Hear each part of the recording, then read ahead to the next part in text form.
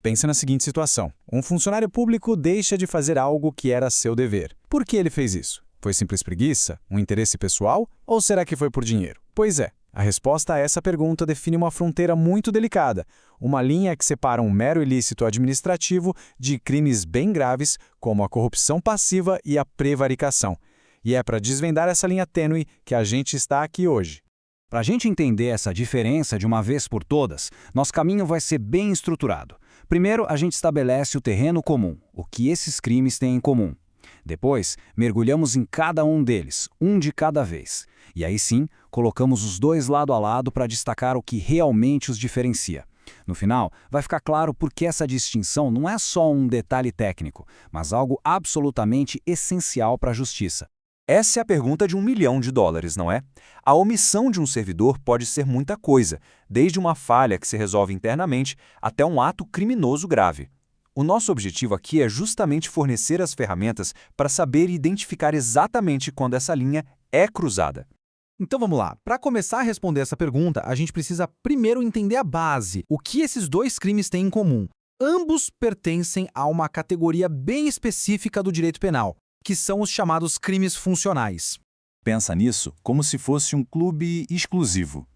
Para cometer um crime funcional, o autor precisa obrigatoriamente ter a carteirinha de funcionário público. É uma condição indispensável. Sem essa qualidade, o ato pode até ser um crime, mas vai ser outro, não um crime funcional. E aqui, o conceito fica ainda mais interessante. Olha só a diferença. Nos crimes funcionais que a gente chama de próprios, como a prevaricação, a figura do funcionário público é tão, mas tão essencial que sem ela, o crime simplesmente deixa de existir. O fato se torna atípico. Agora, nos impróprios, como o peculato, se o ato for cometido por um particular, o crime não desaparece. Ele se transforma em outro, como furto, por exemplo. A essência do ato continua ali, mas a classificação jurídica muda completamente. E aí surge a pergunta: mas quem é considerado funcionário público para a lei penal? Olha, a definição é muito mais ampla do que se imagina. Como o artigo 327 do Código Penal deixa claro, não importa se o vínculo é temporário, se tem salário ou não. O que define é o exercício de uma função pública. E essa amplitude alcança figuras que muita gente nem imagina. Dá uma olhada nos exemplos. Um médico de um hospital particular, mas que atende pelo SUS. Um diretor de uma ONG que recebe verba pública. Um estagiário. Sim, até mesmo estagiários. Todos eles, no exercício daquelas funções específicas, são vistos como funcionários públicos para fins penais. Isso impõe a eles uma camada extra de responsabilidade. Bom, com essa base sobre crimes funcionais bem sólida, vamos agora entrar no nosso primeiro grande tema, a corrupção passiva, o famoso e infame ato de vender a função pública. A lei aqui é cirúrgica.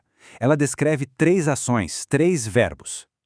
Solicitar, que é quando o funcionário vai lá e pede a vantagem. Receber, que é o ato de botar a mão no dinheiro ou no bem. E, atenção a este, aceitar a promessa. Esse é crucial. O crime já acontece aqui, mesmo que nenhum centavo tenha sido pago. O simples acordo, o sim para uma oferta futura, já consuma o crime de corrupção passiva. A essência desse crime é exatamente esta: a mercantilização da função. É tratar o cargo público como se fosse um produto no balcão de uma loja. O que a lei está protegendo aqui, como dizem grandes doutrinadores como César Roberto Bittencourt, não é só o dinheiro público, é a própria moralidade administrativa, a confiança que a sociedade deposita na imparcialidade do Estado. É uma quebra de confiança fundamental. E aqui a gente entra num ponto técnico, mas que é fundamental e já foi resolvido pelo Superior Tribunal de Justiça, o STJ. Na corrupção passiva, não é preciso que o funcionário prometa fazer ou deixar de fazer um ato específico, um ato de ofício formalizado. Basta que a vantagem seja paga a ele simplesmente por causa da função que ele ocupa. A influência, o acesso, o prestígio do cargo, isso já é a mercadoria que está sendo vendida. E essa decisão do STJ que está na tela é um verdadeiro divisor de águas. Ela deixa claríssimo: não precisa haver a venda de um ato formal. Vender facilidades como acesso a uma informação privilegiada, a promessa de influenciar um colega, isso já é mais do que suficiente. O crime está justamente em comercializar as oportunidades e o prestígio que o cargo público oferece. Ok, a gente já viu que corrupção passiva é sobre vender a função. Mas e se o funcionário trai o seu dever não por dinheiro, mas por um motivo totalmente pessoal? Por amizade, por raiva, por vaidade? É exatamente aqui que a gente entra no território da prevaricação. Repare que a ação aqui é outra. É retardar, deixar de praticar, mas a simples demora, a simples omissão, não é crime. O que transforma essa conduta em prevaricação é a motivação por trás dela, o motor da ação, o desejo de satisfazer um interesse ou um sentimento que é puramente pessoal. Esse conceito de dolo específico é a chave de tudo na prevaricação. É o coração do crime. Não basta provar que o funcionário sabia que estava agindo errado. É preciso provar que ele agiu com a finalidade específica de satisfazer um interesse pessoal.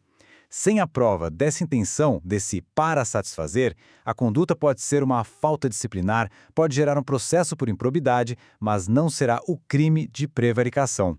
E o Superior Tribunal de Justiça bate muito nessa tecla. Ser preguiçoso, desleixado, querer evitar trabalho, nada disso configura o dolo específico da prevaricação. A jurisprudência é clara. É preciso demonstrar um motivo concreto e pessoal, como beneficiar um amigo ou prejudicar um inimigo. A motivação tem que ser objetivamente provada. Muito bem. Já dissecamos cada um dos crimes. Agora é a hora do confronto, do cara a cara. Vamos colocar a corrupção passiva e a prevaricação lado a lado, para que as diferenças fiquem cristalinas. Essa tabela é um resumo perfeito. Vamos ponto a ponto. Primeiro, a motivação. Na corrupção é a venalidade, a busca por uma vantagem, geralmente financeira. Na prevaricação é a satisfação de um sentimento pessoal. Segundo, a ação. Corrupção é sobre solicitar, receber ou aceitar. Prevaricação é sobre retardar ou deixar de fazer. Terceiro, o dolo. Na corrupção, basta a vontade de receber a vantagem. Na prevaricação, é preciso a intenção específica de satisfazer um objetivo pessoal. E, por fim, a relação. A corrupção é bilateral, é um pacto. A prevaricação é um ato unilateral do funcionário. E agora, para fechar com chave de ouro, vamos para a zona cinzenta mais complexa. Existe uma forma de corrupção, a chamada privilegiada, que tem uma pena mais branda e se parece muito com a prevaricação. Entender essa nuance é o teste final. A diferença aqui está na origem do impulso. De onde veio a motivação? Na corrupção privilegiada, o funcionário age porque outra pessoa pediu. Ele cede a um pedido ou à influência de um terceiro. A motivação vem de fora. Agora, na prevaricação, a motivação nasce de dentro do próprio funcionário. É um sentimento dele, o interesse dele. É essa origem do impulso, externa versus interna, que separa de forma definitiva os dois crimes. Pois bem, chegamos ao final da nossa jornada. Agora é hora de consolidar tudo o que aprendemos e principalmente entender por que tudo isso é tão importante.